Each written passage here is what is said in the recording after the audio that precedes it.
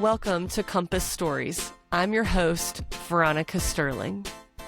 And my work is centered on helping people who are in the middle of disruption rediscover meaning, strengthen connection, and move forward with courage. I do this through speaking, sharing experiences, and storytelling. I'm grateful that you've joined me for a conversation today. And if it resonates with you, I hope that you will share it with someone else in your life. Thanks for being here. If you've been trying to find insights on how to navigate change, today's conversation is going to feel like a mentorship masterclass to help get you started. Today, I'm speaking with Mark Stelzner. He is the founder and managing principal of IA, which is an advisory firm that helps organizations of all sizes and sectors achieve their transformation goals. Mark is a leadership and change expert who has advised leaders around the globe. Today, he's going to talk to us about navigating change as a leader, but he's also going to use his insights and use his expertise to share with us strategies for our personal growth and transformation while we're preparing to navigate our own future ahead. This was a great conversation, and I'm really glad you're here for it. Let's get started. Mark, thank you so much for joining me for a conversation today. I have been having conversations with people who have been navigating some kind of change in their life. You are a change expert. And so I was really looking forward to being able to have you come on and talk to us even more about how to change and what it means to change. So thank you for being here. And is there anything that you'd like to say to introduce yourself to the listener? No, I mean, just thrilled to be here. Love these types of conversations. Based in Atlanta, if any listeners are based in the Atlanta area, but a student of the world. So, and Veronica, just want to say, admire all the good work that you've done as well. So thank you so much for that. Thank you. So you are now the founder of an advisory firm, but could you tell us a little bit about your journey that brought you to where you are today? Gosh, like a lot, it depends on how far we want to go back, but like a lot of people, I was a very ambitious student in high school, pursued aerospace engineering, actually. I interned at NASA, things people don't know about me, and I was intending to be an astronaut. I was athletic, I was smart, I enjoyed physics, I enjoyed adventure, athleticism, challenges of any shape or form. But this was, 1,000 years ago when dinosaurs roamed the earth. And at the time, unlike today, there were no missions. There was no funding. When I was at NASA, I met these amazing, complicated, educated, driven individuals who had no place to bring that to life because the funding for and the privatization that certainly we see today didn't exist. So I got a little bit lost. In all candor, I wasn't sure what to do. I wasn't sure what to pursue. I worked at the college radio station. I was a voice actor. I was the voice of Southwest Airlines for a little while, in fact. When they used to say, "You're now free to move about the country" on the commercials, that was my voice. So I did all kinds of different things just to continue with movement and continue with exposure. But I think what happens, my lesson kind of looking way, way back now, is when you have a fixed and firm destination, you do start to close yourself off to the world. And I think a lot of people right now are certainly experiencing that. If you were told 5 years ago to go pursue any form of computer science or engineering, you're like, great, I am going to have a job for life. Well, here comes AI that can code much faster, right, than any human. So we have to just be prepared for disruption. And I will say, as 20-year-old Mark or 21-year-old Mark, I just had to move into the next thing. I put myself through school. I always had jobs. I've been working since I was a child. My brother and I used to start our own little companies when we were kids because we were scrappy. We needed to, take care of ourselves, oftentimes buy our own food and clothing. So I've always just pursued next. But I would say once aerospace or NASA were gone, I really wasn't sure what direction to move into. And that was a very complicated moment for me. Wow. Well, how did you decide to move forward? I mean, if it was complicated, tell me what was complicated about it. I went to a very large university. So I went to the University of Texas. We were 55,000 undergraduates. So at the end of the day, I could study almost anything that you can imagine. But as I said, I was so single minded that I had to now open myself up to any potential possibility. And then years pass and it's time to leave. So I did leave, school's over. I moved to Northern California and I just got the next best job. In this case, it was a job at Hewlett Packard that I was completely unqualified for. They had me reviewing call centers. So Hewlett Packard used to have massive call centers in Silicon Valley, and 1,000 seat that you had a question on your printer. Again, this is in the early '90s now, and so I audited these call centers and I got interested in human behavior. What makes people tick? How do we look at efficiency? How do we look at productivity? Where do systems come into play? How are customer expectations a little bit different? And a funny side story, we used to meet on the weekends in order to, call center would be empty, we'd be closed. And one weekend I was responsible for bringing the donuts. I brought the donuts in and I see this old guy standing against the corner. He's kind of looking over his shoulder and he kicks open the donut box and he grabs a powdered donut and he starts eating the donut. And we're in the middle of this big call center. I'm like, what the hell is this guy doing? So on a break, I walk over and I introduce myself. I'm like, I'm sorry, sir, we brought these in. This is for a specific meeting. And he wipes the powdered sugar off his face. He's like, I'm so sorry. I'm Dave Packard. And he was retired at the time. And he used to enjoy exercising by walking around the perimeter of these giant contact centers. So, life moves, you come across people, get great opportunities. I was recruited to join a well-funded technology startup in the early '90s called Edify, which was about self-service technology. Actually had technology called agents. This is way before anything that we're dealing with today, but certainly was about workflow and technology and efficiency. So I joined that organization very early and we went IPO. So I would meet people. They'd find out more about me. I tend to be a bit outgoing and into anything, open to just about anything. And I just put myself in the position of having conversations with people, trying to understand what they did. And because, I'm self-made, moved into whatever was necessary for me to earn a living and continue to progress through whatever career I then had. Because again, there was no purpose to my career at this stage. I was Got working it. and I would find the next best work and the next best work and the next best work. So I went through a number of different jobs and journeys at that particular moment in my life. It sounds like maybe curiosity would have been a strong value for you at that point, just kind of navigating from one thing to the next. Absolutely. What are what do you think are some other values that kind of anchored you as you kept growing? Work ethic, I would say, work hard and work smart. So when there was opportunities to volunteer for that extra project, I would be the first to raise my hand. When there was a chance to try something new, I would do it. When there was an opportunity due to growth to create a new job that didn't exist, I would actually write my own job descriptions and then occupy that job. But I'm restless. So I had a sense of restlessness and curiosity that kept me driving because I'm not one to manage in stasis. I was always chasing change, chasing what's new, chasing what's next. And that's not everybody. That's not for everybody, because in that, you have to be comfortable with uncertainty. You have to be comfortable with chaos. You have to be self-directed. You have to often work more because you haven't figured out the roles, the responsibilities, the efficiencies quite yet. But I always was in the form of transformation. I just didn't know it. I just didn't Yeah. call it. So I've been in the transformation business for over 30 years because every role that I chose, every role that I occupied, there was some inherent problem that needed to be fixed. I had to be curious. I had to be human-centered. I had to look at the combination of both, individual behavior, collective behavior, and the advent of where tools and technologies would come into play.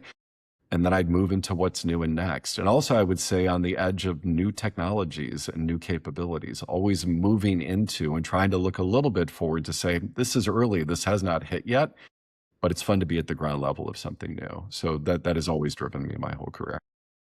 Yeah, sometimes when I'm coaching people that have been on my teams, I'll say to them, you don't always have to believe in yourself, but you do have to behave like someone who believes in yourself. You have to just keep being willing to try that next thing and to learn something new and continue forward. But it's hard. It's like, there are these voices sitting on your shoulders telling you you can't do it. And you've got to look and say, oh, but I can do this. You have to talk back to them. 100%. And good for you, honestly, because I had good leaders. I had good leaders that saw potential. I had good leaders that gave me opportunities. Not everyone is a great leader. Some people are threatened by those that, have that ability to step into Yeah. the moment. So good for you to give that level of advice and coaching to your employees. I would also say at the end of the day, I've been an imposter my entire career. I've always stepped into something that's ill-defined, but necessity is the mother of invention. So when you push yourself into something that's new and next, the work itself is often the reward, and you have to just find a way. You have to be hungry. My wife says something that I've mentioned before in various forums, which is you have to be both interested and interesting. And Mm-hmm. what I mean by that is you have to be curious. You have to ask those next best questions. You have to dig. You have to look at the edges of a problem, study the literature, look for the spaces that have not necessarily been covered, build on the backs that's what come before you, but also we have unlimited access to information now. So the being interested part has never been easier. We have tools at our fingertips now that can give us so much different color and intel and perspective on any particular problem or opportunity. The being interesting part is where the challenge really comes in. So now, given all the information that you've ingested, all the research that you've done, have a point of view.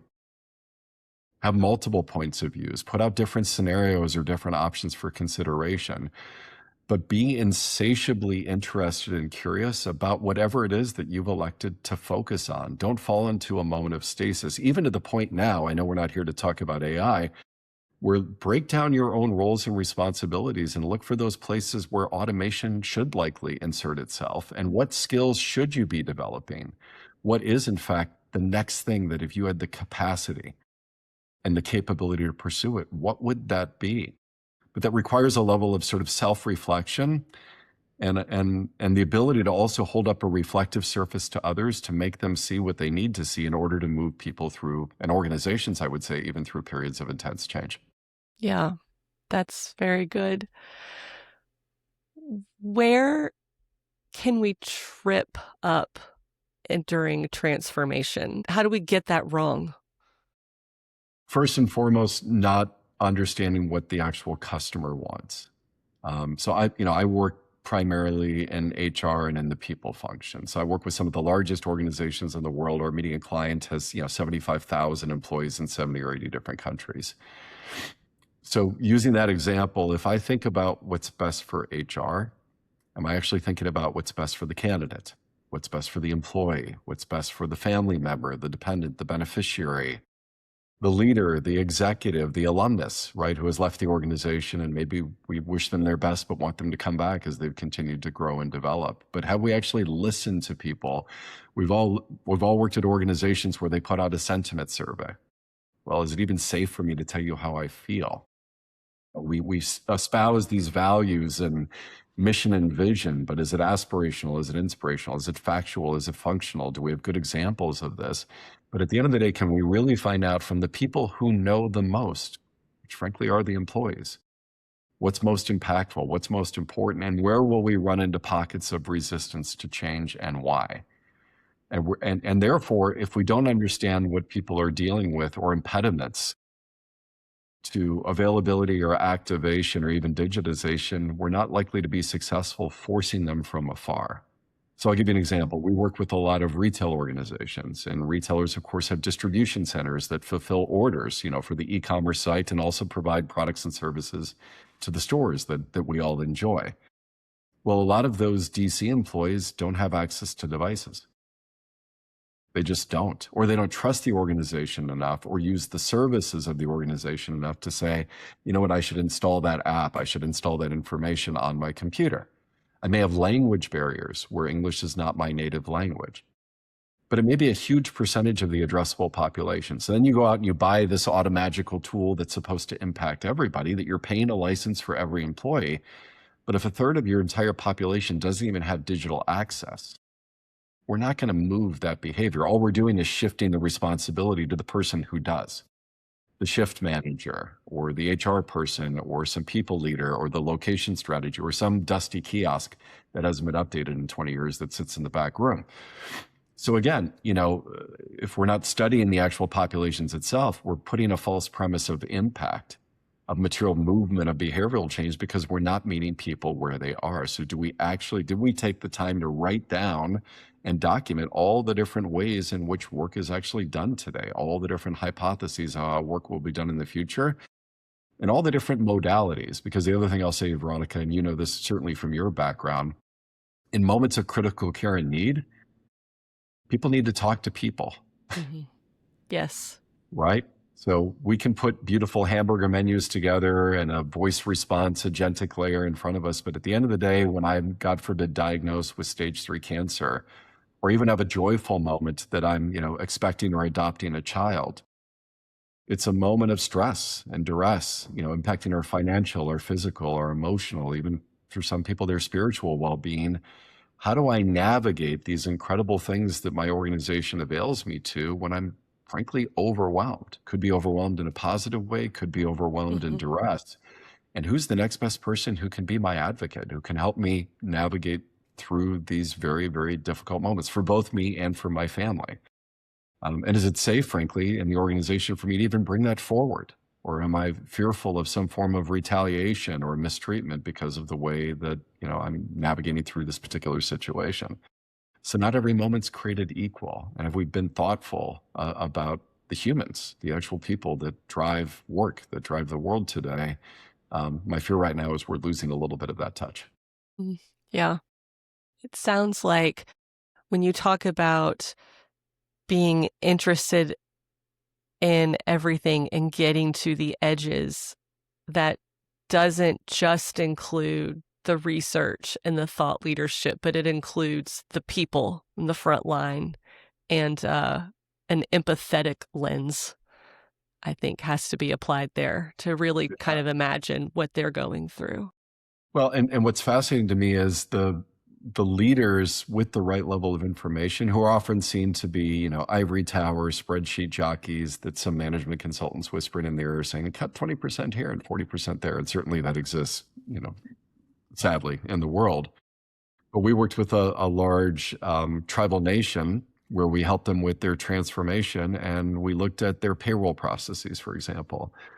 And there were 1,457 steps between payrolls. So think about, Veronica, when you pay your staff and then something happens where I have to pay somebody in between payroll periods. And when we unveiled that to the CFO, he got teary-eyed. And he didn't get teary-eyed because of the inefficiencies. He got teary-eyed because he's like, no wonder my people are working weekends. No wonder they're not well. No wonder they're working holidays and they're not taking breaks. And they're sitting and eating at their desks and they're not exercising because we've put them in this impossible situation. But his biggest takeaway is, I haven't made it safe for people to come talk to me, to come tell me how challenging this environment is. It took this project, it took this moment for them to actually tell the truth. Now I can do something about it. So, psychological safety in organizations, we kind of infer that it exists, but it doesn't exist. In fact, it rarely exists in many organizations. But we often find that when you bring the truth to life and you show it in a way that you can't look away, you talk about what drives change. That drives change. But it requires situational awareness and empathy, like some understanding of how the work is done. And often I find that leaders are hidden. There's a lot of people on keyboards, a lot of human effort goes into hiding the complexity factors from leadership.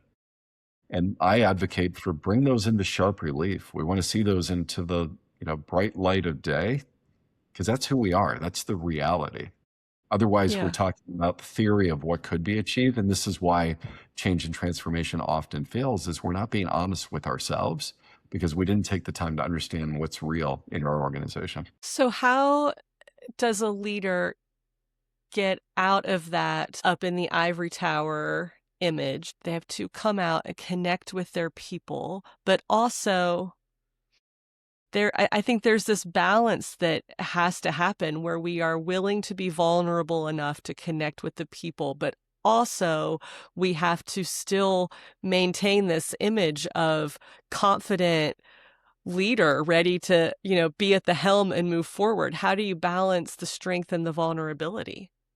I think with some level of humanity and humility, which I will say, Veronica, one of the benefits of the horrible pandemic that we all lived through is I found that everyone had shared experiences.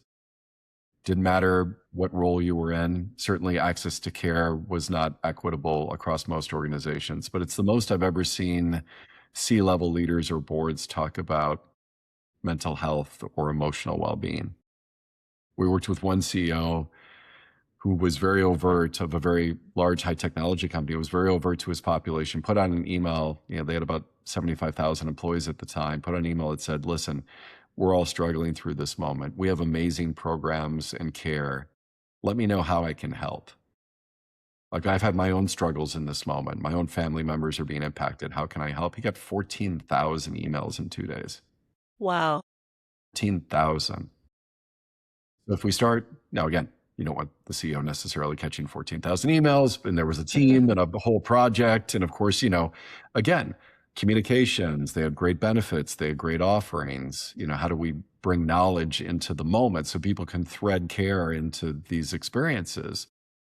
But how powerful for a CEO, a white male CEO, to stand up and express vulnerability and say that he's suffering. I'm sure you all too, and I'm here for you.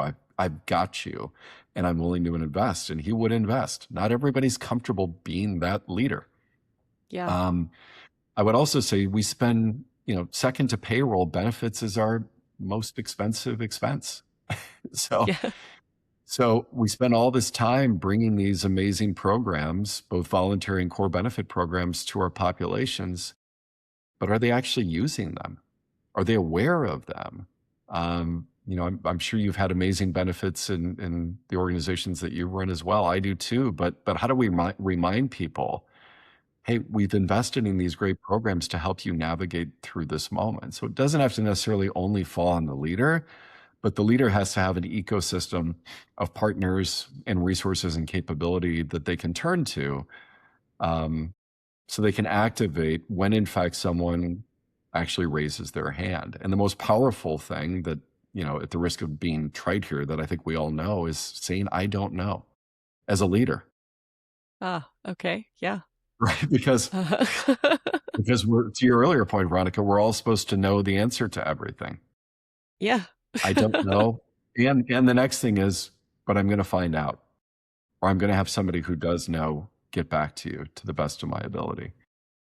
So I think just trying to show up with some level of humanity. Sadly, in a lot of cultures, as you've probably seen or experienced as well, it's a claw to the top. People have fought over the top of other bodies to get there. They're not willing to cede that or show any level of quote unquote weakness.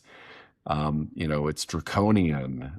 It's Game of Thrones or Succession to try to maintain that seat, and it gets feisty. And I've sat in enough C-level meetings and boardrooms to kind of question why certain people are in positions of leadership. When I see arrogance or hubris be more important than care. So also part of what we all have to take stock of is there's what our organization says it is, there's what it really is. And we're not in a position right now, unfortunately, as employees to have as much leverage or power as we have in other times. And we see this cyclically, right, Veronica? But in the advent of AI with mass layoffs, people are scared. So you're not going to Yes. be as courageous maybe to vote with your feet and move to the next best organization because people are fearful of just even having employment and gaining income and healthcare and benefits right now.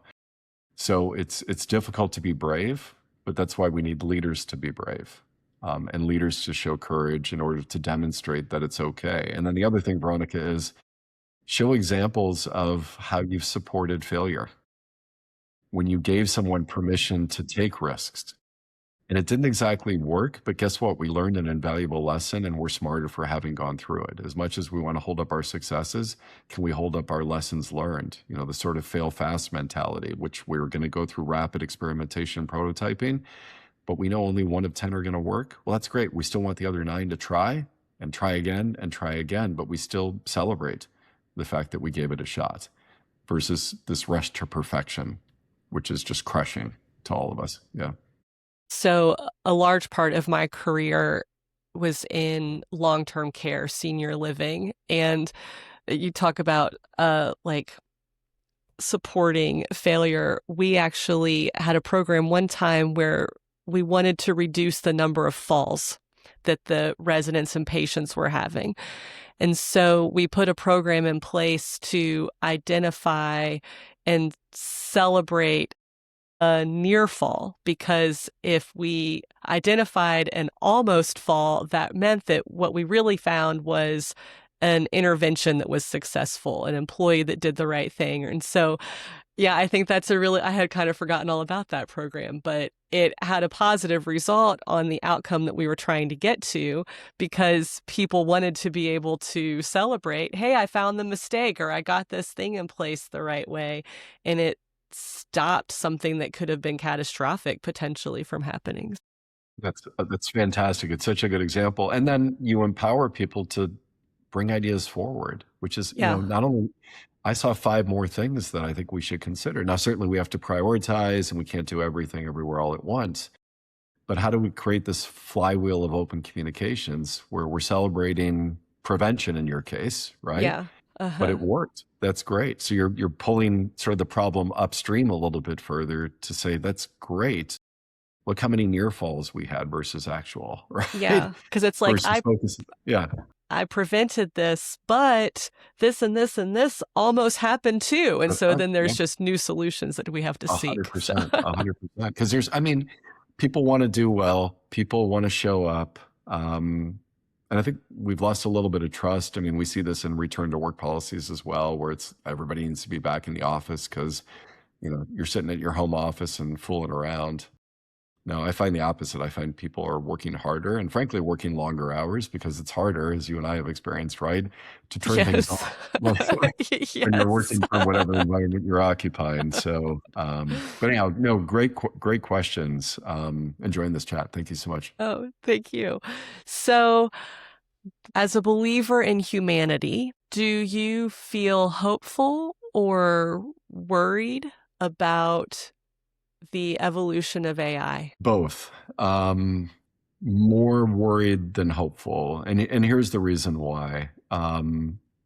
We've invested so much and we've sacrificed so much. I mean, we, in terms of leaders of very large organizations, that in some respects it just has to work, right? So we've gone so far and we've taken it so far and we've started to pull down some of the guardrails that I think were certainly concerning and are concerning to the state of humanity for the sake of efficiency or effectiveness or capitalism or, you know, profitability, that we're not taking the time to stop and get ourselves out of sort of that whack-a-mole hole of progress to question, should we? And because we're not questioning, should we, you know, we're seeing mass unemployment begin. And there's an effort to downplay it. It's in 2 fronts. One is we need the money that we're paying you in your payroll to pay for these tools. And number 2, we believe that some percentage of work is automatically going to be, you know, workflowed, put through agentic orchestration, can be automated, et cetera. I think there is an incredible amount of innovation that's possible, but I also think there's bias in a lot of these tools and preference in a lot of these tools. And there are lawsuits certainly in my field around bias and preference in, you know, people that are looking for jobs. And are the tools going to auto disposition you to no offer or no interview because of who built the tools? And can we have any, the thing that really scares me, Radhika, is can we even explain how the tools work anymore? You know, have they reached a level of complexity and autonomy where, you know, in certain use cases, given the fact that the models are evolving literally daily and we're feeding more information in them daily, can we even explain the logic that led a particular tool to move, to respond with A, B, C, or X, Y, Z. So we're moving fast. On the innovation standpoint, it's fascinating. It's fascinating to think about things that we may not need to do, but what we're not doing is we're not reskilling fast enough. So earlier I talked about the fact that, let's say I look at a particular job description and I say some percentage of this job description, it's high transaction, it's potentially low value work, right? However that's measured. And it's therefore, a high value target for agentic intervention. Okay, be that as it may. Can we reskill people into the next best work? And I'll give you a great example of one of my other client organizations. A large healthcare organization went through a reduction in force, not due to AI, but due to some other implementations. AI is certainly on their roadmap. But as opposed to offboarding the employees, they said, we will pay to train you as clinicians. So if you're in IT Yeah. or finance or HR, or any function that's going to be impacted, we have a massive shortage of skilled nurses and phlebotomists and care professionals. So we will pay, we're growing in that category, we're shrinking in this Yeah. category. Yeah. But how amazing is it to offer at their cost, right, a complete reskilling? And we'll give you enough care and we'll pay for it. It'll be on our dime.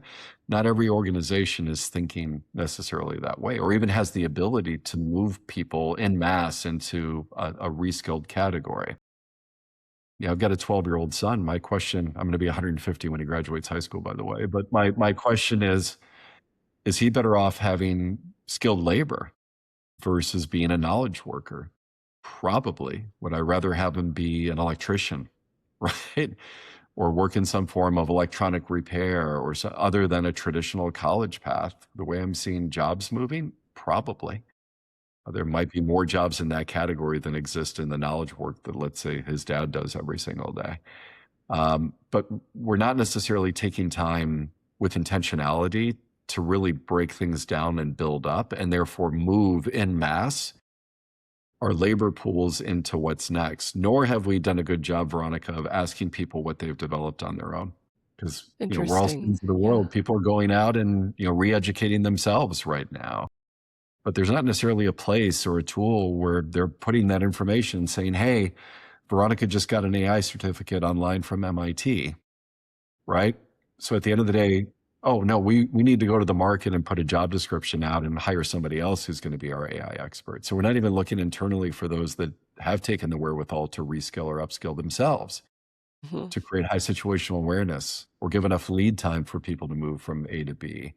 So I'm a bit terrified because our social systems as well are not necessarily going to be funded for mass unemployment. And we're not creating new jobs as quickly as we are eliminating jobs. And I think the worst is yet to come. I'm not trying to be a downer on today's conversation, but I think we're just hitting the tip of the iceberg. And I'm really fearful for the number of opportunities that may exist in the future. I think that makes it even more important to make sure that we as individuals aren't getting stuck in something. It's almost like the career path, that route that you described in the very beginning of your career of being curious and going to the next thing and learning and adapting. We kind of all need to be thinking that way now, and even on a bigger scale. 1,000%. And the irony is you can use AI to help you.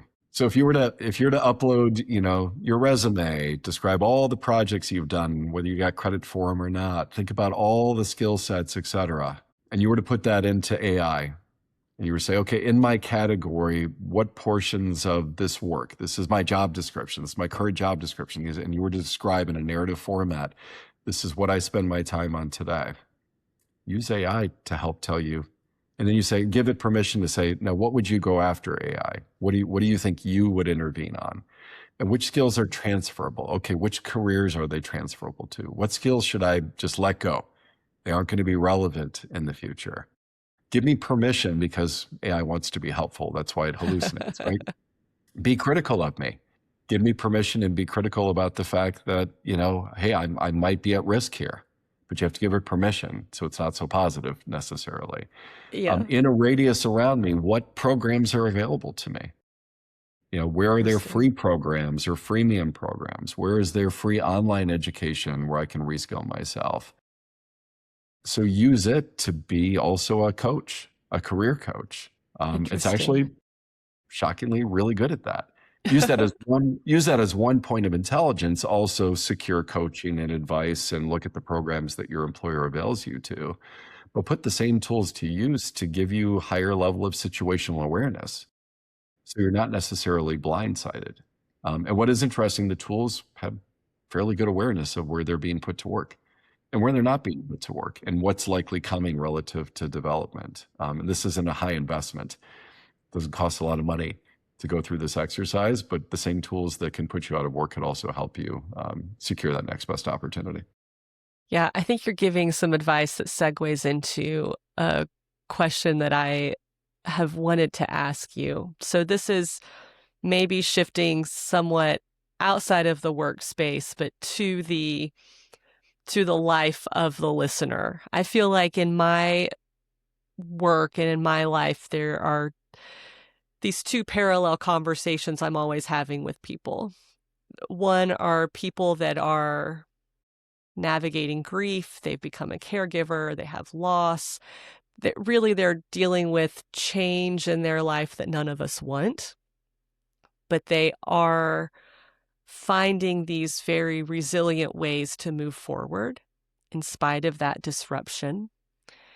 And then there are these other conversations where people are very curious about this old Airstream that I have and how we managed to literally build this change for our personal life. And they will talk about maybe something that they feel hopeful for or something that they yearn to change.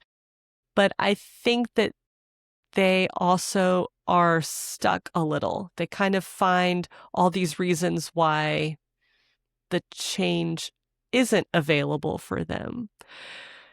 So, what would you say to that person who maybe needs a disruption and needs to figure out how to make a change? I'd say first and foremost is you have to get out of your cycle. Um, I'll use myself for example. On paper, I'm doing great, Veronica, right? Got a great company. I've been running for 20 years. I'm joining you today, etc. I'm not sleeping. I'm not exercising as much as I need to. I used to be a voracious reader. I'm not reading as much as I used to because I've gotten comfortable being uncomfortable. I'm very comfortable being uncomfortable. In some respects, I may even be drawn to the fact that it gives me an excuse to complain. Oh, I'm so tired today. Oh, I'm working so hard. Oh, it's beautiful outside. I wish I didn't have back-to-back meetings. But what I'm not doing, but what I've started doing, for what it's worth, if it's helpful, is just pick like one little thing, like one first domino that I can knock over that's approachable. Um, I have weights in my room, right next to me, little hand weights. So, okay, if I get a couple minutes between calls, can I just do a little bit with some weights and stand up, right? Stand up and do. If I can, do I have to be on camera on every meeting? Turn off my camera again on every meeting. Can I go for a walk? Maybe I'm not running. I used to be a really big runner, very competitive, very athletic. Can I at least get out and walk while I'm talking? Instead of reading an entire book, can I just read like 5 pages?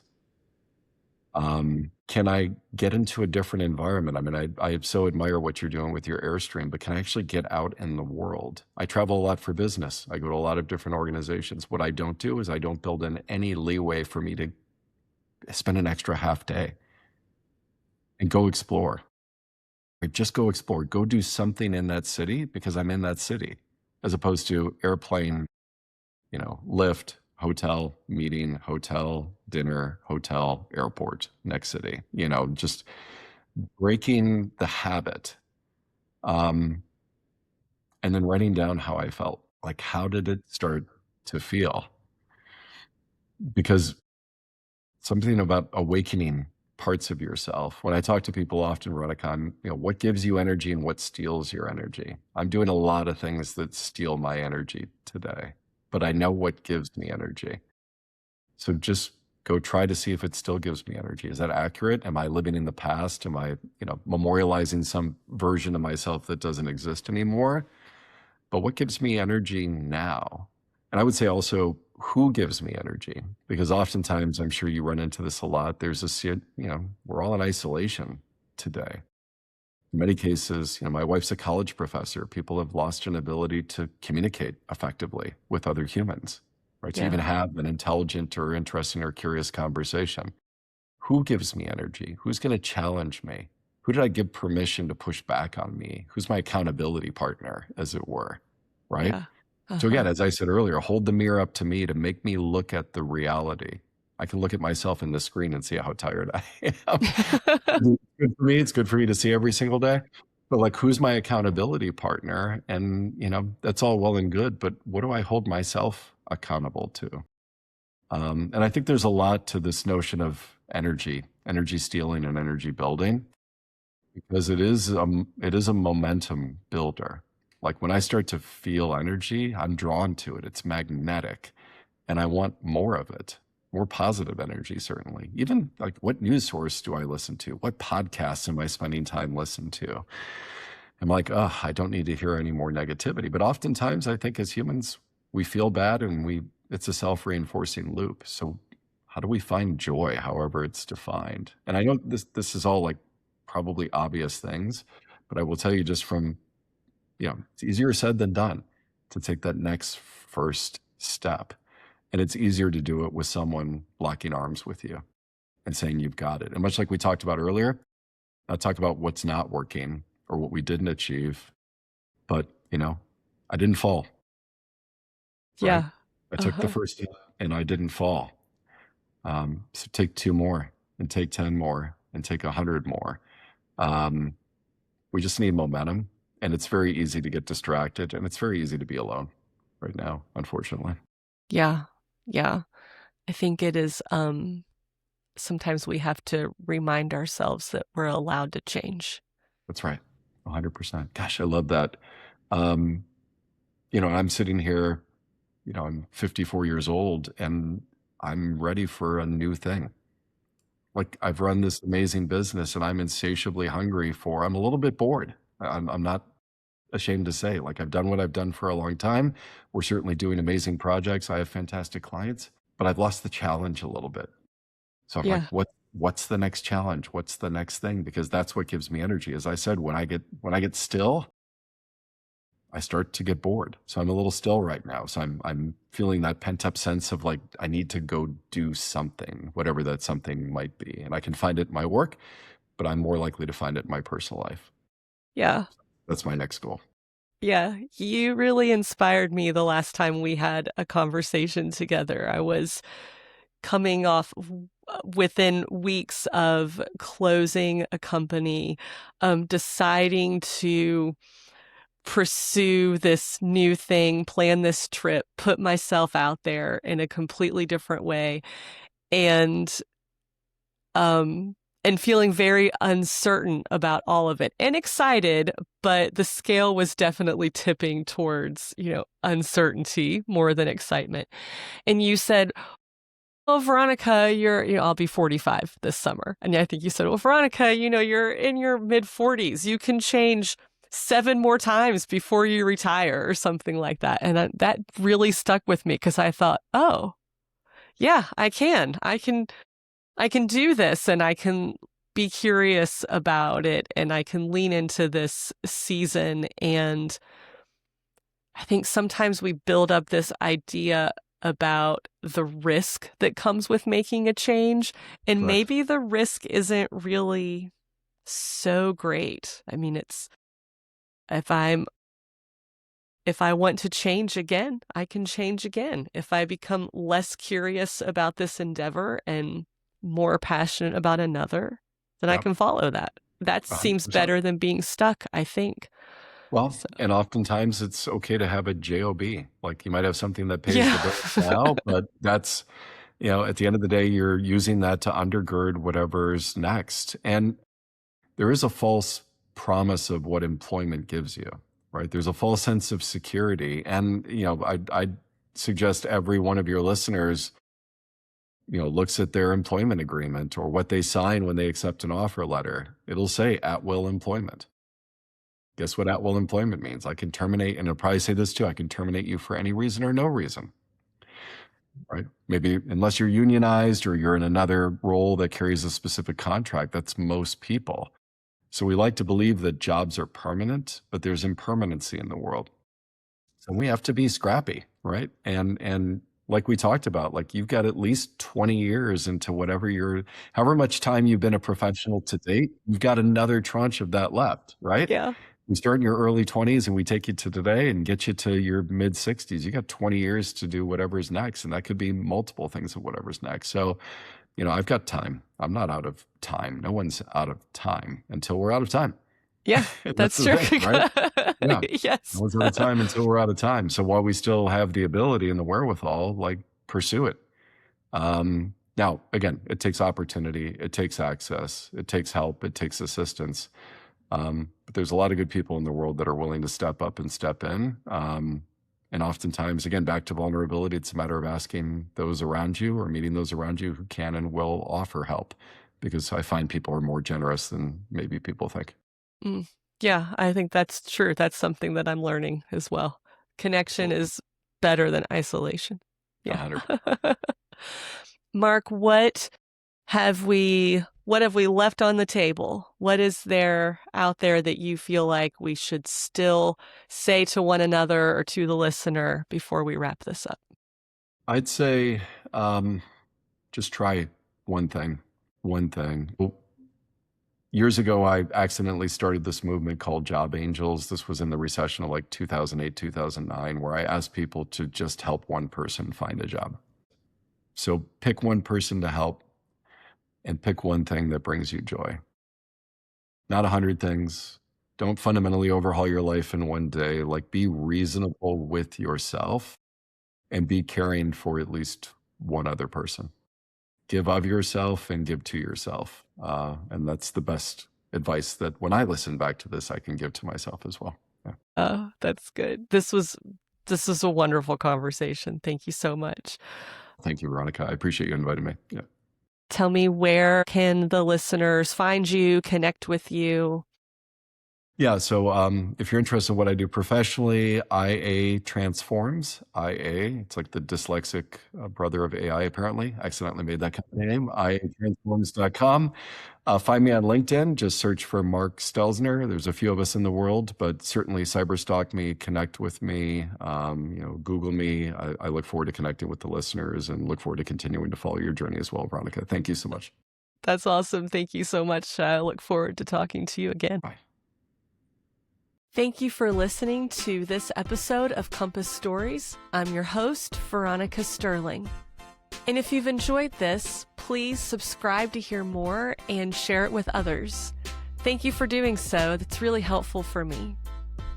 To learn more about my message and connect, you can find me at www.veronicasterling.com.